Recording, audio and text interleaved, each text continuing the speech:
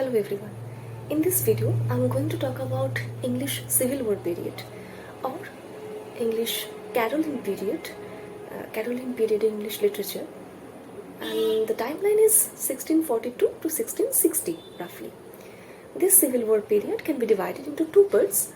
One part can be 1642 to 1646 and another one from 1646 to 1648. Why these kind of divisions are there, I'll be talking about that in the later part of this video. So before we delve deeper into the topic, into the literature that were produced in this period, or the poets or the writers who were prominent, let us now understand that it is really important to understand, to have a clear understanding of the age of the period, of the background of the period when a kind of literature is being produced. For example, as I have discussed in the previous video also, that we know that literature is the mirror of self. Not only mirror of self, literature is also mirror of society. And we will be learning about a society, we will be learning about period without knowing its cultural and political background. It's quite strange. So if we try to understand or comprehend the period properly, we have to understand how was the political and the social condition of that particular age or a period. So as I was talking about I was talking in the last video also. The last video was on English Jacobean period. We have discussed that how from after Queen Elizabeth, King James I came to power, and from his name this period was called Jacobean period, and how King James I established the Stuart dynasty in England. And after James I, who came to power, who came to rule over the English throne? It was his son, King Charles I. So King Charles I, who was the person, who was the ruler, who was actually ruling over England in this particular time, this period of civil war. Actually, he was the person who induced this kind of war. How? We will talk about it later on. So this King Charles I was sort of different kind of a person. He was sort of, you can say, an autocratic ruler. A strange beliefs that he used to have. He was a Protestant, by the way, and you know that at that time only two religions were prominent in England. One is Protestant and one is Catholic. Protestant or Puritans, although they are quite different but somewhat same. Protestant and Catholics. Protestant and Puritans, and on the other side they were Catholics. So most of the majority of the English people were Protestant. But our King Charles I was a highly Anglican ruler. That means he was secretly a Catholic ruler. So of course the people of England were not happy with this king. It's very natural, no? That most of the people of that period are believing in a certain religion, and their king is of different belief system. So actually they were not happy with this king from the very beginning. And behind disliking this King Charles I, there were several other reasons also. What were they? First one, this King Charles I used to have a strange sort of belief system, as I was mentioning also earlier also, that he used to believe in sort of divine right theory of the kings. Divine right theory means he used to make people believe that he is the messenger of God himself. Therefore, whatever he says, whatever he instructs is direct instruction of God. Therefore, people of England have to sort of obey him. You understand by yourself, in a period when science is developing, when reason is developing, how will people be so dependent on religion? How will they accept whatever King Charles I is preaching? So they didn't accept. Naturally, people of England were not ready to accept this kind of theory. And also, it is true that religion was one of the reasons for disliking this King Charles I. He was first of all a Catholic king, highly Anglican king, whose ideas were mostly related to the Catholics. And also he had a Catholic queen called Henrietta Maria. But we have to understand that religion was not the only reason for disliking, for the common people of England to dislike this King Charles I. There were several other reasons also. Why? For example, as I said, as I mentioned earlier also, that this king was actually an autocratic king. He used to believe in certain thoughts that were not acceptable for common people of England. He used to believe in the divine right of kings. Now, what is divine right? Divine right is, you can say, that he used to make people understand that he is the messenger, the king is the messenger of God himself. Therefore, whatever he preaches, whatever he says, is actually what God is telling people to obey. Because the common people of England had to obey him without questioning, because it is God who is making him to tell these things, to preach these things. Now you understand by yourself that in a period when science is becoming so prominent, when reason is becoming so prominent, how can people be so dependent on religion? How can so easily they can accept this kind of unscientific preachings of King Charles I? They didn't accept at all. They started protesting against him. There are also other reasons. For example, this King Charles I introduced different, you can say, unpopular taxes. For example, sheep tax was one of them. For the common people of England, it was really difficult to bear all of a sudden so many taxes. So they became angry. And also, King Charles I befriended William Laud. And what William Laud wanted to replace the common prayer that the Protestant had for so many years. This William Laud wanted to replace this with Catholic belief system. And our King Charles I helped him in this process. So, of course, as a common response, as a natural response, people became angry. And this actually led to bishops' war in 1639 to 1640. These bishops' war and several other reasons that I mentioned simultaneously did what? Actually led to English Civil War. English Civil War that took place in two phases from 1642 to 1646, and the next phase from 1646 to from 1648 to 1644. One thing that I wanted to mention regarding bishops' war is 11 years of tyranny.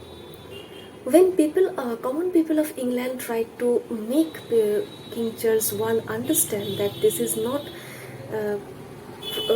this is inappropriate from the king's side to rule the people of England in this way, when they tried to make him understand their position, their sufferings, King Charles I never listened to them. What he did, on the contrary, he ruled over the parliament. He ruled over England without any parliament for 11 years. for 11 years in an autocratic way. He ruled over the parliaments. He didn't listen to any of the other members of the parliament. He did whatever he wanted to do, and these 11 years is called the 11 years of tyranny. These 11 years of tyranny ultimately led to Bishop's War, and this Bishop's War was one of the most important reasons behind Civil War, as I mentioned earlier. And you know what happened as a result of Civil War? As a result of Civil War, King Charles I was beheaded. For the first time in English history, a king was killed. This was the first and only regicide in Britain. So, our King Charles I was held in captivity from 1647, and he was put under a trial from 20th January 1649, and finally on 30th January 1649 he was beheaded.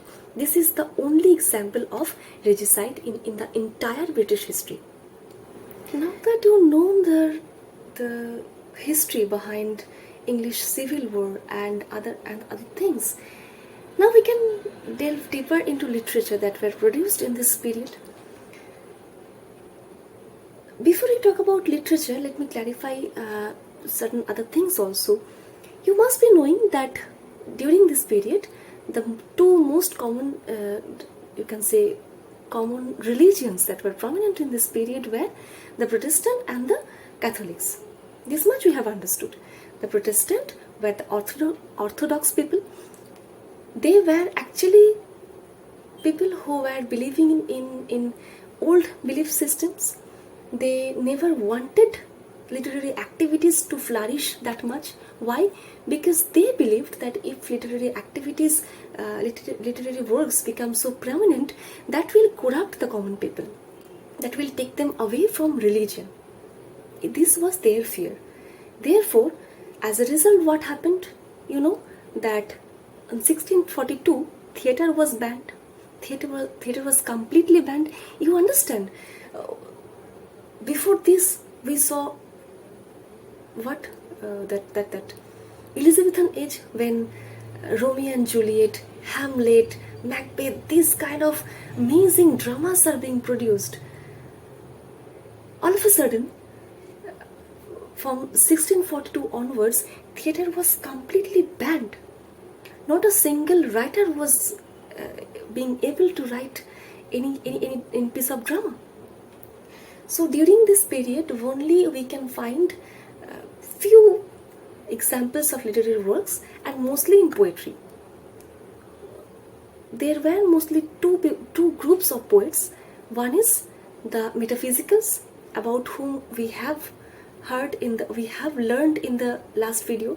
I have discussed actually the metaphysical poets, and also the royalists. Now, who are the royalists? The royalists are the people who were on the side of this Charles I, who were the people who actually supported Charles I. And on the other side, there were the metaphysicals.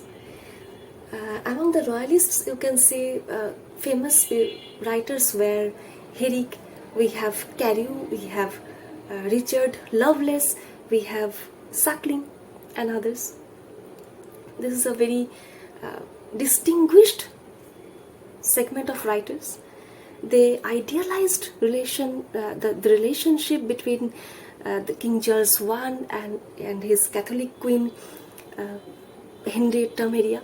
And you'll be surprised to know, after 10 days, when King Charles I was beheaded, the royalist people, the royalist writers, published a work, and it was named Icon Basilic. This Icon Basilic means the royal portrait. They actually glorified King Charles I.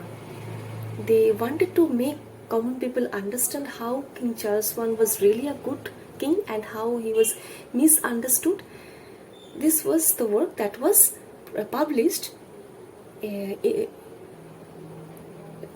to glorify King Charles I. And what did our Milton do? Our Milton, as a response to this work, wrote Icon iconoclastus. This means image breaker. It was a response from Milton's Now side. we are going to understand the literature that were produced.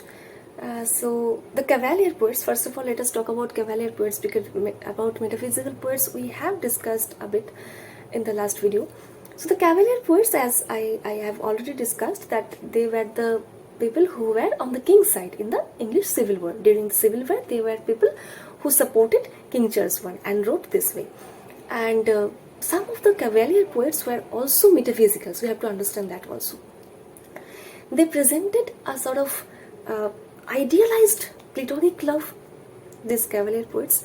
For example, we can say Lovelace's Lucasta, which was published in 1649, and also Herrick's Hesperides, which was published in 1648. And also we have Robert Herrick's other works on nature theme, and also Lovelace wrote to Agatha from prison. So this work of Robert Herrick, To Agatha from Prison, this is a clear mixture of Petrarchan style and also metaphysical styles. Among other writers, we have Thomas Carew, we have Wheler, we have Suckling. And what happened after English Civil War? As a result of English Civil War, what happened? Protestants came into power, and in the mid-16th century, Protestantism was established. And after the after King Charles I was beheaded, Oliver Cromwell was selected to be the protectorate of England. Who was this protectorate? Who was this Oliver Cromwell? This Oliver Cromwell, you have to understand, was not a king, was not of a royal blood. He was actually the Lord Protectorate. He was Lord Protectorate and also the head of state for a very short period of time, from 1653 to 1658. He was selected as the Protectorate of England. And this Oliver, to talk about this Oliver Cromwell, we have to understand that he belonged to a very middle class people, very middle class gentry people. And these middle class people were getting their lands during this period, and they were very slowly becoming very powerful because of East India Company during 1600. And they, as Oliver Cromwell was selected to be the Lord Protectorate, they became more powerful in this period. And finally, during the 18th century, they appeared to be one of the most prominent forces in England. The saddest part is Oliver Cromwell was also not very successful in his approach. So what happened? He also made different wrong decisions, and due to that, what happened? After Oliver Cromwell, again King Charles II came into power, and people of England had to bring back King Charles I's son, King Charles II, to be the next successor of England. And in this way, Charles II became the ruler of England. Although drama was not prominent in this period, no such prominent example of drama is there in English history during this period. One person who has to be mentioned, whose name has to be mentioned in this context, is our John Milton, because without him, this period is absolutely incomplete. You must have heard about John Milton and his works like Paradise Lost, Paradise Regained, and also Samson Agonistes, Areopagitica, that was published in 1644 as a response to licensing order of 1643. And you have also heard about Iconoclastus that I talked about a few moments ago. Iconoclastus, that was published in 1649, and our Milton was a Protestant. Although he was born in a Catholic family, Milton had certain belief of Protestants, and he was all sort of a Puritan. It will probably take hours if we start talking about Milton, because Milton's works is so extensive and so full of variety. So I'll try to be brief in my approach and talk about it in a nutshell. As we know that Milton's Paradise Lost was first published in 1667 in 10 books, and later on in 1674 it appeared again in 12 books, which is a 12, you remember, is a epic number, and it was written in blank verse, and Satan is portrayed to be the hero of Paradise Lost and not God. Who said this? Our Dryden said this. Please remember, Dryden said that Satan is the actual hero of Paradise Lost. Okay, and this Paradise Lost is considered to be a literary epic. Paradise Regained was published in 1671, and also Samson Agonistes, which was published in 1671 again. Milton's sonnets are also important. For example, on his blindness, and also on the late massacre of Piedmont. These are the two most important sonnets that were written by John Milton. Apart from Milton and other Cavalier poets, please remember, Cavalier poets were inspired by Ben Jonson, and they are called the son of Ben Jonson. Okay, this is information that I wanted to give you. So apart from Milton and the Cavalier poets, we are left with metaphysical poets only. As we have discussed in the last video also, metaphysical poets, the term metaphysical means beyond physicality. We have heard about Carpe Diem. Most of the literature students like this particular phrase, and they like to put it in their status and in their bio. Carpe Diem, seize the day. Gather ye rosebuds while ye may. So in the last video I have already talked about metaphysical poets in a bit. I talked about their writing style, and I gave few sort of examples, and how I explained how they were actually ahead of their time. People were not really able to understand the depth of their poetry. Among the metaphysicals who were prominent in this period, Abraham Cowley, we had Andrew Marvell, we had Robert Herrick, and others. This is what I wanted to talk about, or I wanted to share regarding the literature that were produced during this period. Actually, to be honest, English Civil War period was lacking literature, any significant example of literary work apart from those of John Milton and the works of metaphysical poets. You see, as a result of the ban that happened on theatre on 1642, drama was completely prohibited. So no such play or drama was prominent during this period. Therefore, this period was lacking literature, was lacking any sort of literary activities, and we'll see how after King Charles II again succeeds English throne, how literature again comes back to English history, and how our English literature is indebted to King Charles II, and how with his return to England, drama and art is getting back its prior position in the history of England. So that will cover in the next video, I mean the Restoration period. For now, thank you.